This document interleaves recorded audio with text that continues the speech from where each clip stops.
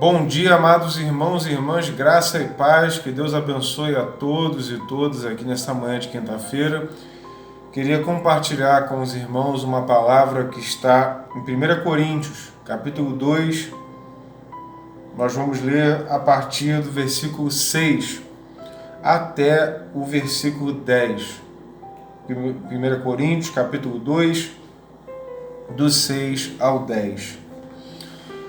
Entretanto, expomos sabedoria entre os experimentados, não porém a sabedoria deste século, nem a dos poderosos desta época, que se reduzem a nada, mas falamos a sabedoria de Deus em mistério, outrora oculta, a qual Deus pré-ordenou desde a eternidade para a nossa glória. Sabedoria essa que nenhum dos poderosos deste século conheceu, porque se a tivessem conhecido, jamais teriam crucificado o Senhor da glória. Mas como está escrito, nem olhos ouviram, nem ouvidos ouviram, nem jamais penetrou em coração humano o que Deus tem preparado para aqueles que o amam. Mas Deus nos revelou pelo Espírito, porque o Espírito todas as coisas perscruta, até mesmo as profundezas de Deus. Amados, nesse texto, se nós observarmos o início do capítulo 2, o apóstolo Paulo está dizendo sobre o método de pregação que ele usou em Coríntios. Ele disse: eu não usei de sabedoria humana, ou de linguagem rebuscada, ou nenhuma estratégia humana para convencer vocês sobre a palavra do Evangelho. E aí, no versículo 6 ao 10, que a gente leu agora, Paulo está fazendo uma explicação de que se ele estivesse se baseando ou usando sabedoria deste século, eloquência desse mundo, né, ele não estaria falando das grandezas de Deus, porque ele diz que as grandezas de Deus são mistério e só são reveladas, inclusive entendidas no coração do homem, se for através do Espírito Santo de Deus. Eu falei esses dias com o Ministério de Louvor que perguntaram para o pregador uma vez: pregador, qual o mais importante, oração ou palavra de Deus? E o pregador replicou com uma pergunta: qual asa é mais importante para um pássaro? A da direita ou a da esquerda? Portanto, o que nós podemos chegar à conclusão é que essas duas coisas, oração e palavra de Deus, elas precisam andar juntas. E da mesma forma, Paulo está dizendo aqui: eu preguei até vocês palavra de Deus, mas não somente palavras soltas da Bíblia, mas palavras inspiradas pelo Espírito Santo. Eu não cheguei até vocês, ao povo de Corinto, Paulo está dizendo, com sabedoria humana, com estratégias humanas, estratégias de convencimento, com retórica, mas ele chegou de uma maneira espiritual. E, amados irmãos, o alerta que eu quero fazer hoje, nessa manhã, é um alerta aos cristãos para que nós não venhamos a deixar as bases da nossa fé por causa de pérolas de sabedoria humana. Existem muitos autores hoje, muitas pessoas que são ímpios, que não creem em Deus e que falam, às vezes, até algumas coisas moralmente convenientes, mas que não têm em si o Espírito Santo de Deus. São pérolas, mas de sabedoria humana. Ora, se nós cristãos temos acesso às pérolas da sabedoria divina, as pérolas de sabedoria que vêm do próprio Espírito de Deus, do Criador do Universo, por que nós perderíamos tempo com a sabedoria humana? É evidente que existem muitos casos que na sabedoria humana existe uma centelha do divino, algo que Deus usa no meio daquele contexto para nos trazer uma revelação. Eu mesmo já obtive várias revelações da parte de Deus. Deus já falou comigo através de obras de arte mundanas, né? Seculares. No entanto, eu não baseio a minha fé no que eu vejo secularmente, mas eu baseio a minha fé no que eu vejo na Bíblia, na palavra de Deus, na revelação de Jesus Cristo, e quando eu me encontro com alguma obra secular, o meu fundamento está em Cristo.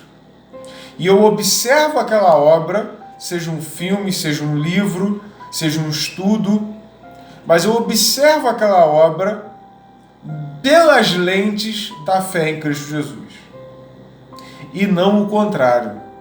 Existem muitos jovens, sobretudo, que entram para a faculdade e acabam se perdendo no meio da fé.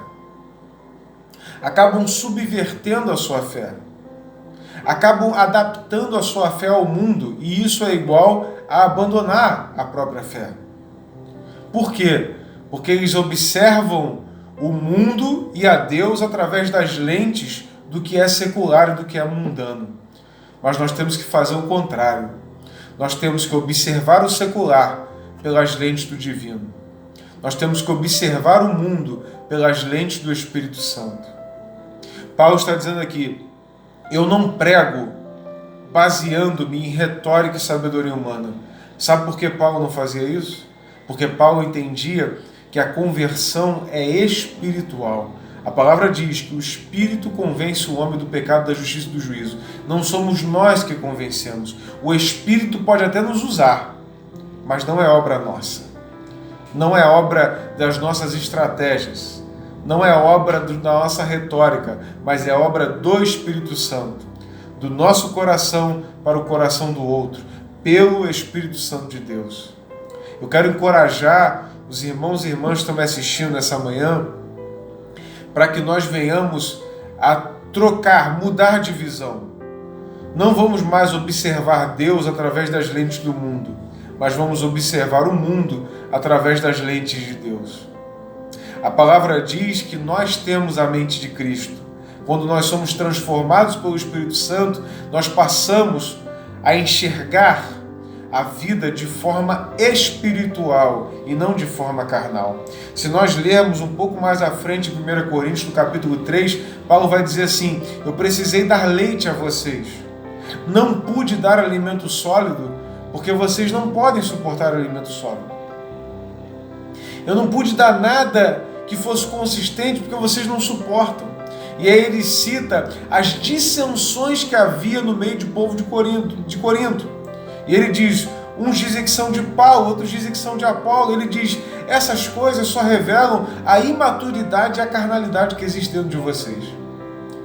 Porque se fôssemos espirituais, o povo de Corinto, se fosse espiritual, enxergaria o Evangelho e a vida não pelas lentes de Paulo ou de Apolo, mas pelas lentes do Espírito Santo de Deus. Convido os irmãos e irmãs dessa manhã para que nós venhamos a enxergar a vida, enxergar a igreja, enxergar nossos relacionamentos, enxergar nosso casamento, viver a nossa vida pelas lentes do Espírito Santo. E se alguma coisa que há no mundo,